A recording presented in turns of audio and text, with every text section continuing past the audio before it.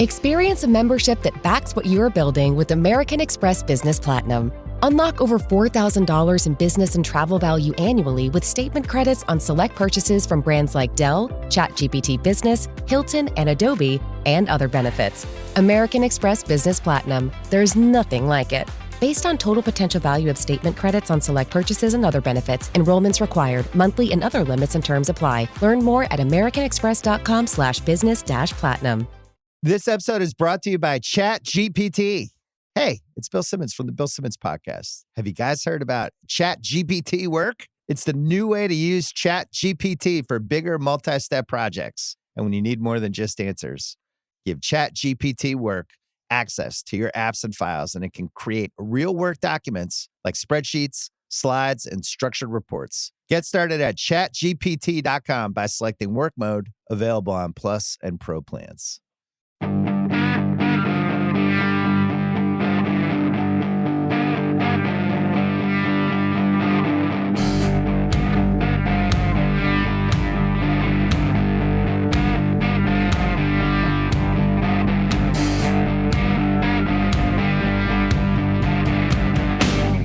What's happening, everyone? What's going on? Hope everyone is doing well.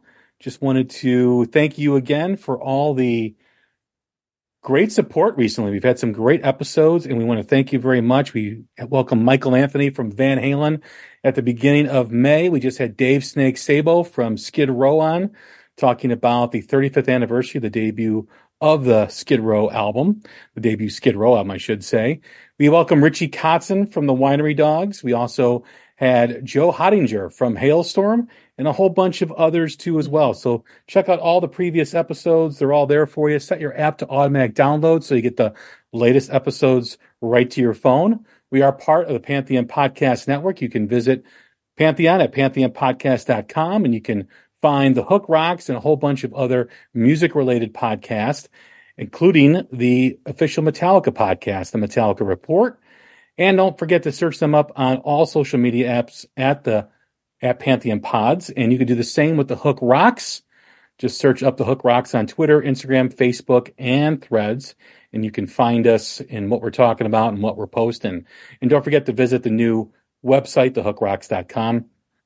Got a great guest for you today. One of my favorite bands, one of the first bands that I actually had on this podcast.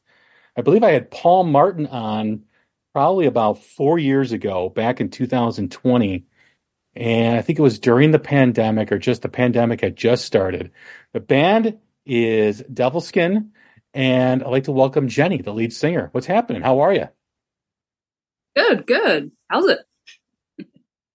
How are you? Well, I'm glad to have you here. I'm glad to speak to you about the new EP, about the new music. We got lots to get into. But we always start the same way every time we have a first-time guest, and that is really the essence of the show. Just like every rock song has a hook that pulls you in, every rock fan has a moment, whether it's a song, a band, an album, or performance that hooked them on rock and roll. What was it for you? Well, I mean, I grew up with listening to a lot of my dad's music. So my dad's a big heavy metal fan, so growing up, there was a lot of Judas Priest, Iron Maiden, Dio. So, I was exposed to a lot of that as a kid. And then as a teenager, I got into, I guess, nu metal. Some of my favorite bands being Deftones, which they're still one of my favorite bands. Snot, I was right into Snot. And of course, your Slipknots and, Korn and all that sort of stuff. But that's kind of where it all started for me. And that's kind of when I was just like, I want to be in a band. I want to do that. What was it about those bands, artists, that made you want to be in a band, made you want to pursue music? I guess just hearing passion in the songs, and, I guess I just wanted to express myself as well. And also sort of watching videos with Rage Against the Machine and stuff, and watch them jump around on stage, or like Deftones, and being like, I want to be able to do that on stage and run around and just do that sort of thing. Even before I joined bands, I was just like, I want to do that. That's what I want to do. Was it about the expression? I mean, you writing music, creating, having a voice, or maybe a voice that you maybe couldn't normally utilize, but you found you're able to do it through music?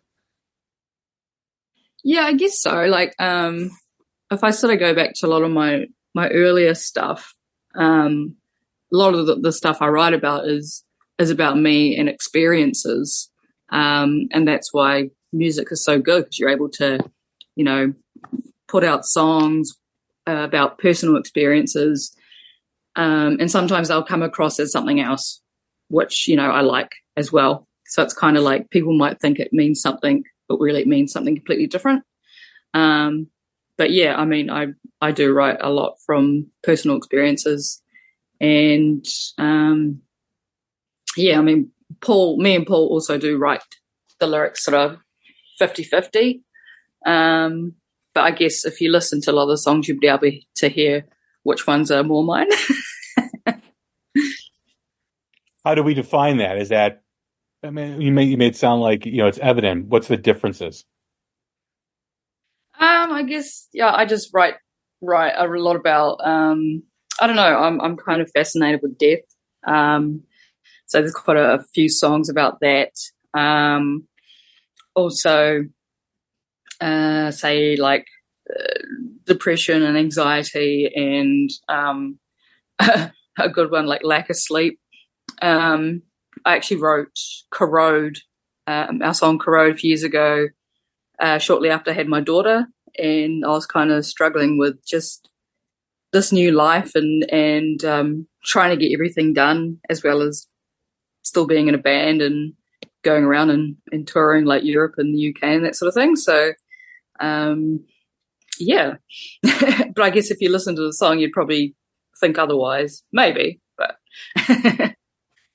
How has motherhood changed your perspective, if it has at all? I guess I see how real it is. It's not an easy walk in the park. Especially now my daughter's coming up 8, and it is a lot harder to be away from her. So we've done some tours where we've been overseas for like 7 weeks, and that was quite hard. But then I've had some tours when she was a baby that I took her with me. So like pretty much going and doing a show and then going back to our accommodation and straight into breastfeeding sort of thing. And, having my husband on tour as well. But yeah, I mean, it is doable. And I know there's a lot of women musicians that don't want to have children, or, might find it difficult, but it can be done. You just got to be, strong-headed, I guess. Does that frustration or, the hard part about, being a mother when you're, like you said, you're gone 6-7 weeks, do you vocalize that or write that in music to kind of have an outlet for that frustration? Yeah, definitely. I wrote a song called, the lyrics to a song called Bright Lights, which was on our last album. And that was about being away from home and being away from my daughter and all that sort of thing. So, yeah, it's definitely good having music and having that outlet, especially in times like that. So, yeah, it's pretty cool. How do you tap into those emotions? Like is it just an organic process that you're feeling something that you've got to write it down or, speak it? Or do you come up with a melody to try to find your emotion? I normally it's just lyrics here, writing down lyrics, even if it's just in bits, and then I can kind of put it together. And the guys come up with a melody. Like with Bright Lights, I don't think I had written the lyrics yet to that song, but we had the riff had been sort of lying around, and then it just kind of fit to put that, the lyrics to that song. And I'm glad I did, because it's one of my favorite songs, actually. So I find an artist's creative process so fascinating, because some are similar, some are almost the same, but no one is really ever the exact same. I mean, it's kind of like your own style. I mean, last month I had Scott Stevens on, and he's produced for Hailstorm and Aaron Jones and a bunch of acts, and he has his band, the X's, and what he does is he kind of just mumbles melodies, and the melodies then find the lyrics or find the words. And similar to Richie Kotzen, who was just on, who scats and tries to find something, and the words come from that. And then you've got Corey Glover, who I spoke to a couple months ago, who has conversations with the different parts of his brain and tries to find the empathy and tries to find the message by having an internal conversation, which I find just really unique and fascinating. It's just, hearing your style too, as well, of just writing down stuff, feeling an emotion, kind of like a diary entry is very cool as well. Yeah, pretty much. Yeah, I would say. It's just always good to have books on hand or just any writing paper to be able to just put down words when you're coming up with something and be like, you know what, that's just exactly how I'm feeling, and I want the world to kind of know that and put into song. Do you ever just find a word and then attach other words to it, or attach a song or lyrics to a word? You mentioned finding words. Does that ever happen for you? Yeah, definitely. Yeah. As far as this new EP goes, I mean, you've got the 2 cover songs with Holy Diver and Barracuda, which are legendary, iconic songs. Let's start with those first. What made you decide to want to cover those well-known songs by bands that are thought of as, some of the best ever? The EP Servicing, it's kind of like a nod to 10 years since we released our album We Rise, which did pretty well in New Zealand. And in the last 10 years, we've, done a few cover songs, and 2 of the most popular ones have been Barracuda and Holy Diver. Holy Diver as well, I guess, because like I said, I grew up on a lot of Dio and stuff. And Barracuda, I think it was suggested maybe by Paul, and I remember the first time we actually did it, and I just loved doing it so much because that song's got so much energy. And so when it came to sort of doing this EP, we're like, you know what, we'll put the 2 cover songs on that, our favorite cover songs that we've done in the last 10 years. And of course, there's a few other songs on there. There's one song there that's almost as old as like Little Pills sort of thing. It's just finally been recorded after almost 15 years. So, yeah.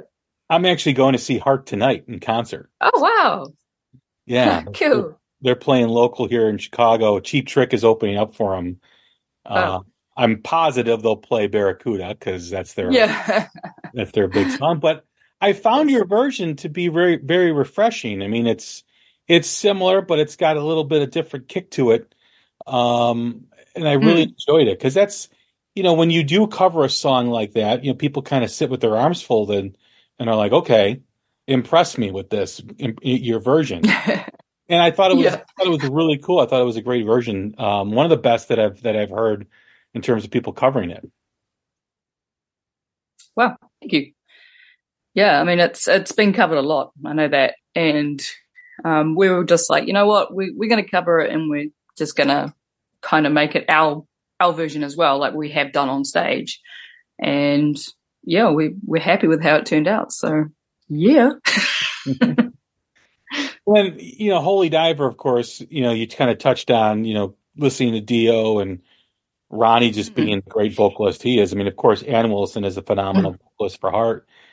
And it could be intimidating for some people to dive into vocalists that are as powerful as both of these. And I think you guys nailed it. I really enjoyed listening to both of them. Cool. Thank you.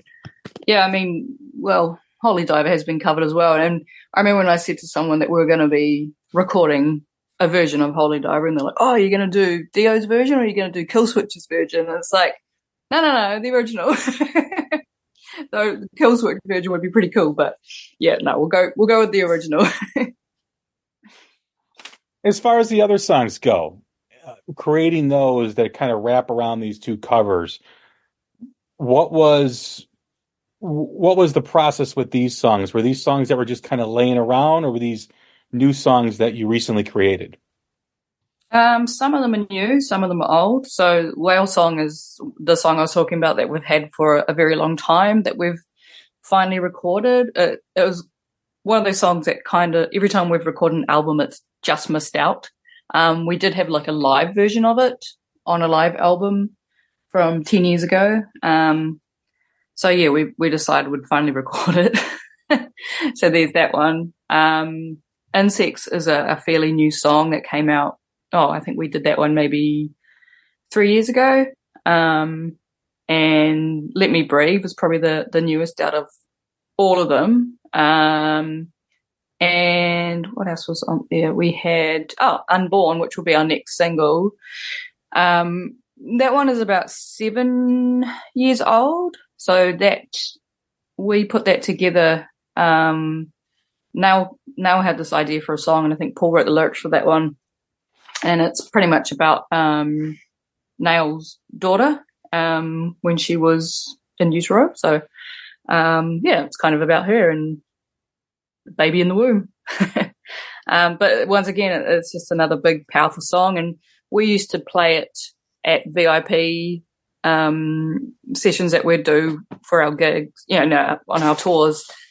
So we'd just do it acoustically, but we'd never actually done it as the whole band until recently. So we decided that we'd record it and put some strings to it and stuff. And yeah, we're super happy with how it came out.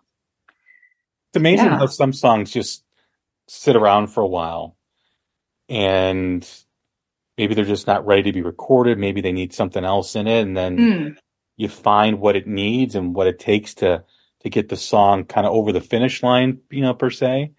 Yeah. I always enjoy when an artist talks about a song that's been kind of around for a bit, but just maybe wasn't ready to be on an album, or maybe there were some things that we're still working through with the song. Yeah. Like a lot of the time we release a new album, people are like, "Oh, is Whale Song going to be on it?" It's like, no, not this time, but it's finally recorded and it's finally out. So there's some happy people there, which is good. Now, you guys have had some time off in between your last release. Is this something that is a signal to your fans that here's the EP, but more is coming? Yeah, pretty much. Definitely more coming. It's just, I guess, since COVID times, it's been a little bit harder. We did release Red, our last album, unfortunately, as the world shat itself.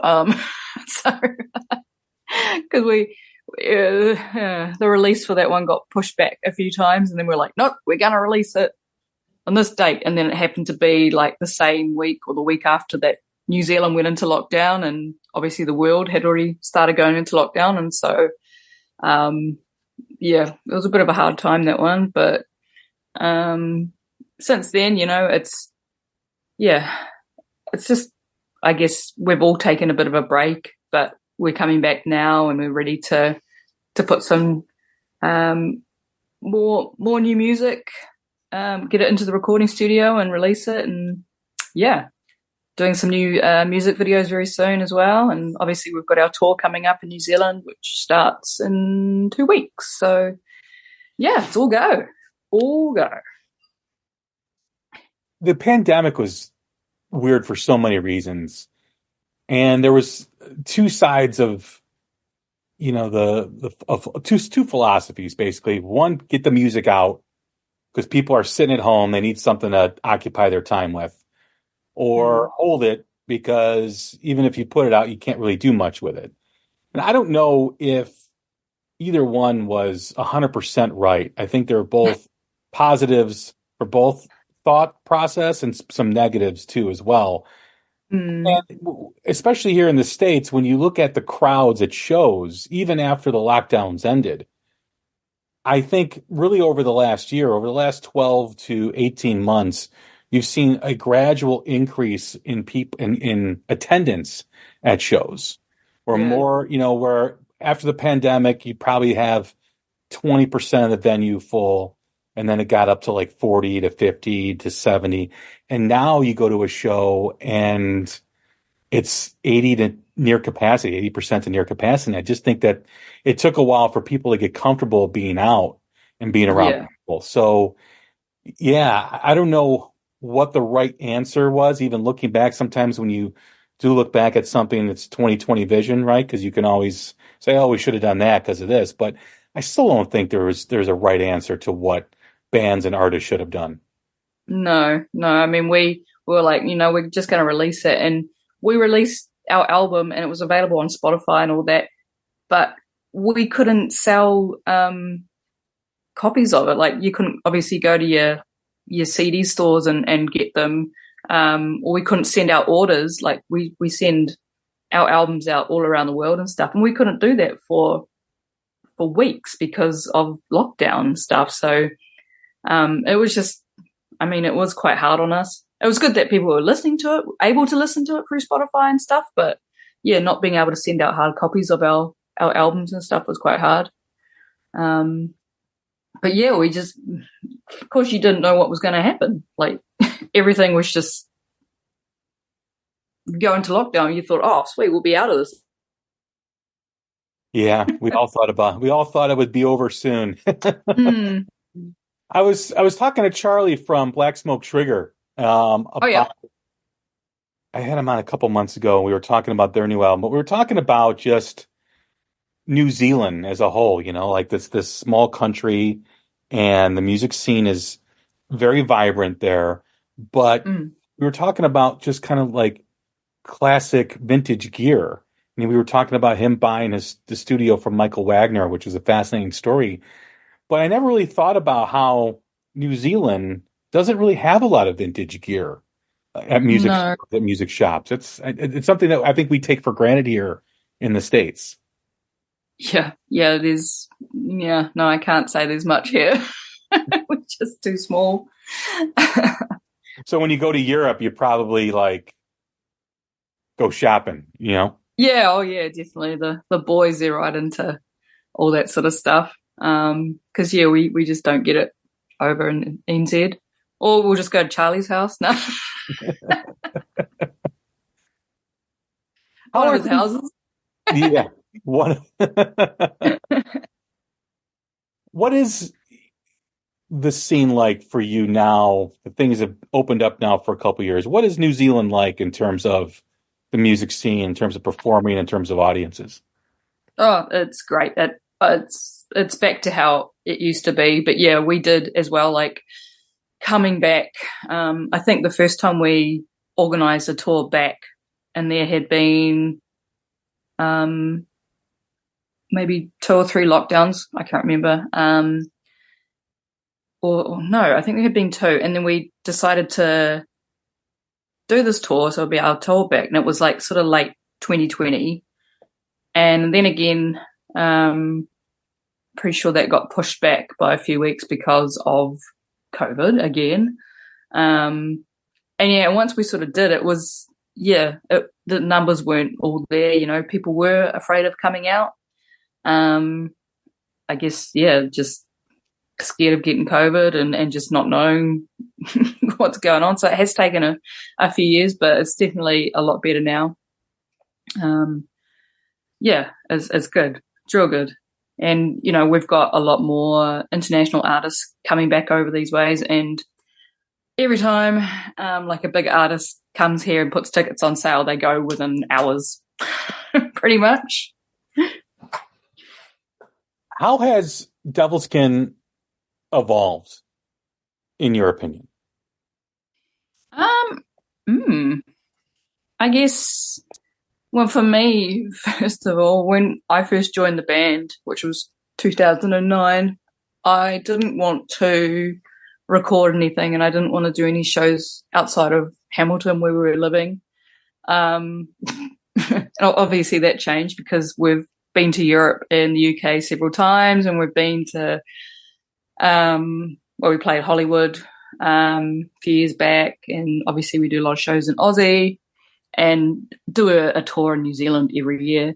So that's definitely changed. And I think just with releasing our album We Rise and realizing that we did have that potential, and it going to number one and going gold and you know, double platinum in New Zealand, which is pretty unheard of for a New Zealand rock band.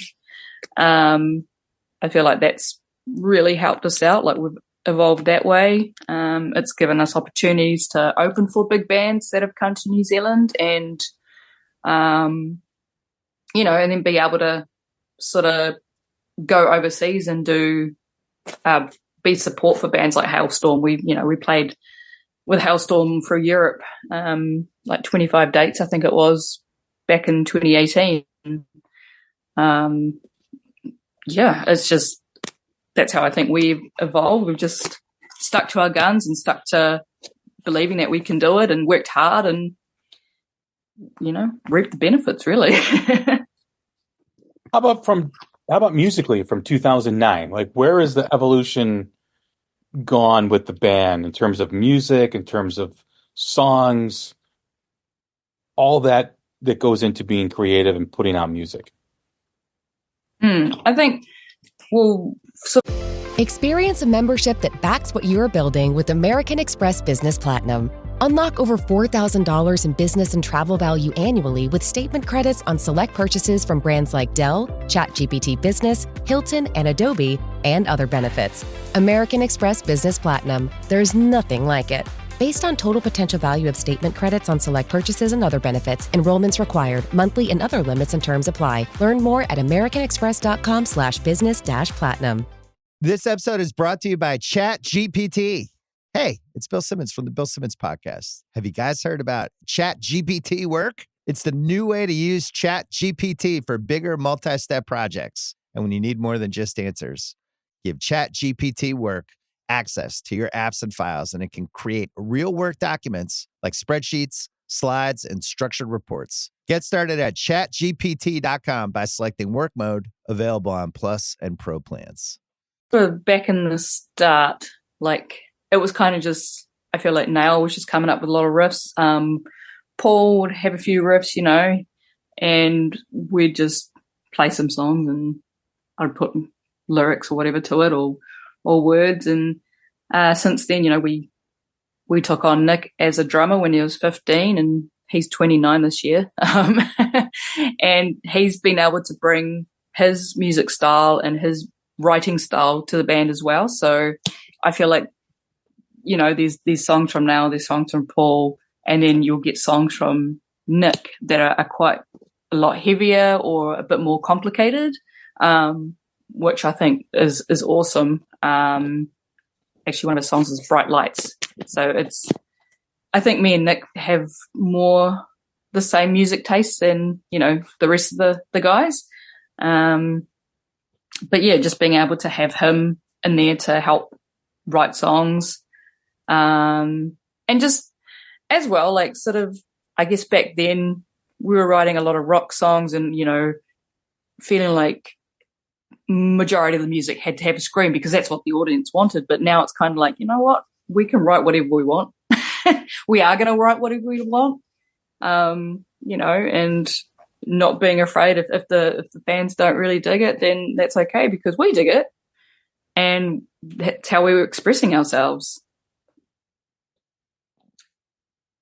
What was the moment you said when you were in the band in 2009, you didn't want to play outside the area that you were from? What was the moment for you that was like, no, I think we're good if we keep going farther out and playing other places? I think when we started getting like a bit of a fan base and just started growing more, and then we obviously took on our manager, James Southgate, and all of a sudden, you know, bigger shows started coming, and I was like, oh, actually, I do like this. And then, just, I guess the opportunities started coming that I didn't think would ever be possible. So, of course, I took them on, and, I'm pretty glad I did. Yeah. What are some of the things that you still want to accomplish? Ooh. There's still big bands I want to open for. if they come to New Zealand. I guess we still want to get back over to America. We were there in 2015, but being able to go there and actually do a tour would be great. And of course, it would be cool to get back to the UK and Europe. Like, we haven't been since lockdown happened. We were supposed to be heading back there to do our headline tour with Like a Storm. But yeah, obviously that all came to a stop when COVID happened. But yeah, there's still things I want to do. Geez, I'm just trying to think right now. There's a lot in my head. Well, let's start with, I mean, with the EP. Are there plans to tour with it? I mean, outside of New Zealand? Yes. So we are, like I said, we are trying to get back to the UK and Europe to tour that one. We'll get over to Australia, obviously, to tour it as well. But yeah, just starting in New Zealand.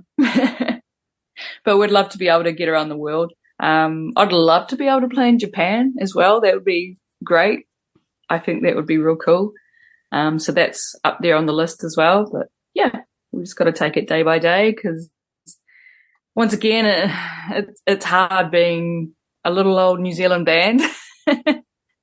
I feel like things are a lot harder than they seem. So yeah, unless you know the right people. But well, yeah. I think that's all over. I think when you look at the state of new music in the United States, new rock music, it's it's a big challenge to be a band, to gain an audience. There is something to what you just said, and I think that's universal, that it's who you know and unfortunately how much money you have behind you. That matters a lot in this day and age, unfortunately. I believe that what's good should be heard. But unfortunately, I'm in the minority when it comes to that. But I do think in America, and maybe it's like that in the UK and in Europe, rock is no longer really mainstream, except for the classic rock bands, the big bands, your Metallicas, your Maidens and stuff like that. Those will they'll always draw. But for new rock, I'm kind of happy it's not mainstream anymore, because when you see mainstream music and you see what happens when everybody gets their claws into it, everybody gets their hands in the cookie jar, it kind of ruins a lot of different genres of music. I mean, I remember when pop music, people still played their instruments with pop music. Now, I don't know if that really still happens, but it does. It's few and far between. But I like the fact that rock has become kind of under the radar, where the artists are really in control of their music, of what they want to do. A lot of bands are do-it-yourself, DIY. There are a lot of independent bands. Yeah. But it's still, for whatever reason, struggles behind the other genres. And I don't know if we'll see the huge bands that we did before. I think it will, because it almost has to, because a lot of these big bands like Metallica's, your Maidens, your AC/DC's are not going to be around very much longer. No. So there's a huge rock audience that's going to be out there that's going to be looking for things to go and see live, because people love live music. And I think that's when it's really going to start to happen, is because of necessity, they're going to start looking at some of these younger bands. And I think a lot of these younger bands are going to start surging and increasing their audience. At least that's what I hope. Yeah, that'll be cool. You mentioned that with Maidens coming over here to New Zealand in a few months, actually. So I actually need to get my tickets. Oh, they're great live. Have you ever seen them? No, I did have a ticket years ago, and unfortunately I had to sell it. But my dad's been several times, and yeah, we were going to do a family thing. So me, my brother, and my dad would go, because it could be their last time here. So got to take the opportunity. Absolutely. I mean, a family Iron Maiden event is always a great event. I mean, I've taken my son twice to see Iron Maiden, and we'll tell you that the crowd is just as incredible as the band, because An Iron Maiden crowd is a pretty special thing. Yeah. Yeah, and I mean, we've done Judas Priest together as well, and on a separate occasion, actually, last time Priest were here, when Hailstorm opened for them, I remember sort of being in the crowd, and I could see my dad and my mum up in the seats, and my dad singing along to every word, and my mum's fast asleep with her mouth open. Fast asleep at a Judas Priest concert? That's incredible. What's that? Yes, asleep at a Judas Priest concert. Actually, you know what? Oh, she's into Rod Stewart and that sort of stuff. So, but still, it's so loud. But I will say, that's funny you mention that, because the last time I saw Judas Priest was like 2 years ago. Somebody was sleeping at the show, and I was with my son, and I'm like, how does someone fall asleep? It's like the loudest thing on earth right now. How do you fall asleep during the show? Because after the pre-show, I couldn't hear anything for like a week. Unbelievable. Yeah. Well, I don't know. I mean, kudos to your mom for able to do that, because that's a special skill set right there. Yeah, I know, right? I mean, I know you said she likes Rod Stewart, but still, it's loud. I mean, Judas Priest is very loud. Very loud. Yeah, I know. I know. Wow. That's pretty amazing. Yeah. What other shows have you seen out there? Like Maiden? My dad actually, when I was 19, Heaven and Hell came over, so I managed to see Ronnie James Dio. Yeah. Wow. It was a few years before he passed, but yeah, I don't know, because I've grown up on him and stuff, but I was still a little bit, unsure, and I remember him coming out and just going, wow, he's so shocked. But man, he's got a voice, and then after that concert, just being like, when I go on stage trying to think like him and just being this big voice, I don't know, it was just such a amazing experience. And I'm glad that my dad took me and my brother up. Yeah, and to see my dad singing along once again to all the words next to me. And then they played one song and he's like, when I die, you're going to play the song at my funeral. That was Die Young. It's a great, beautiful song. The first time I took my son to see Iron Maiden, I think he was 11 or 12. And he was standing next to me, and they started playing Number of the Beast. And he starts saying the words, the intro. He starts verbatim. And I'm looking at my son. I'm like, how did you know that? He's like, oh, I listen to them all the time. It was a very proud dad moment, I will say. Oh, nice. For Devilskin and your live show, what are you going after when you play live? Well, for us, it's, I like to move. And so there's a lot of movement. Like we're a band that just don't stand still. I like to run around. I like to do cartwheels and high kicks and jumping off shit and just keep moving, unless I'm doing sort of more of my ballady stuff. But we like to have an amazing light show.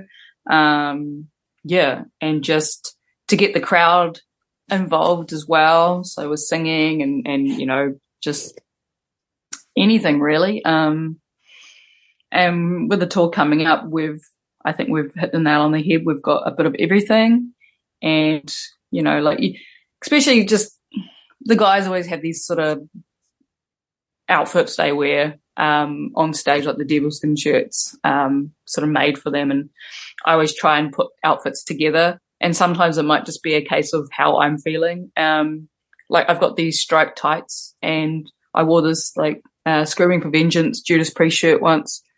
And my look I was going through was Steve Harris from Iron Maiden. So, but then the next night I might be wearing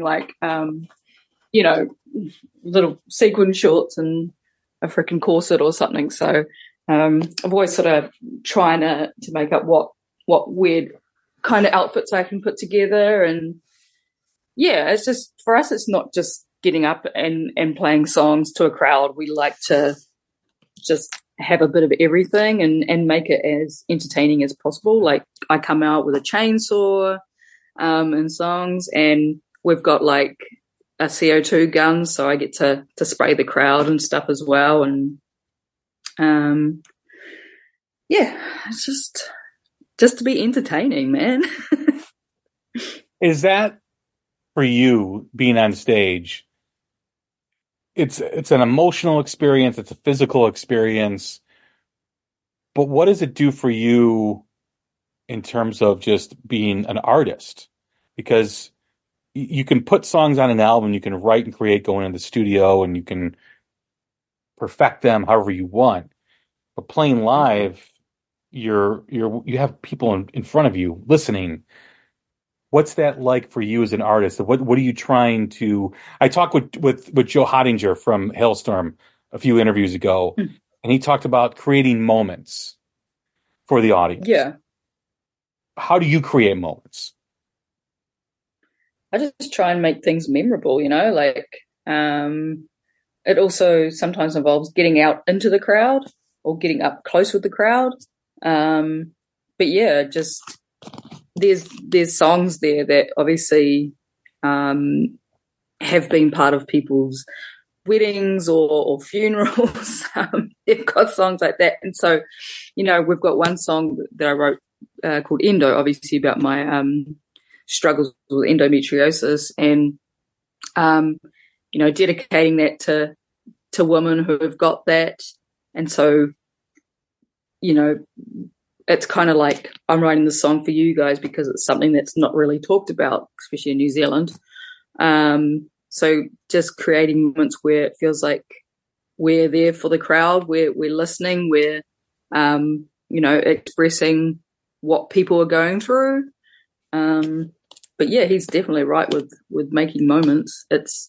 We want people to go away from a show and go, and say like 2 years' time, go, oh, do you remember that time at that Devilskin show? This happened, sort of thing. What's next? I know you got the video coming out, for the EP surfacing. After that, what are the plans for the rest of 2024 into 2025? Probably writing or recording more music. And I think just trying to get back overseas and touring the album there. So just keep going with that. And yeah, pretty much keeping at it, keeping writing new music, and just doing what we do, trying to build up that reputation again that kind of dwindled during COVID. So yeah. Well, I hope at some point you get back to the States, because I'd love to see the band. Yeah, we'd love to get there. We've made some friends over there, so come sleep on some couches. Nah. Hey, any way you can to save a buck. Absolutely. For sure. Jennie, it's been fun talking with you. Thank you again for doing this. No worries. Everyone, great. Thank you. Absolutely. Everyone, Devilskin's links will all be in the show notes, so go click on those when you're done listening. I'd like to just say thank you very much again to Jennie. She was just a great conversation, great interview. Once again, I'm Jay Scott. This has been another episode of The Hook Rocks. Take care of each other, stay safe, and we will talk soon. Thank you.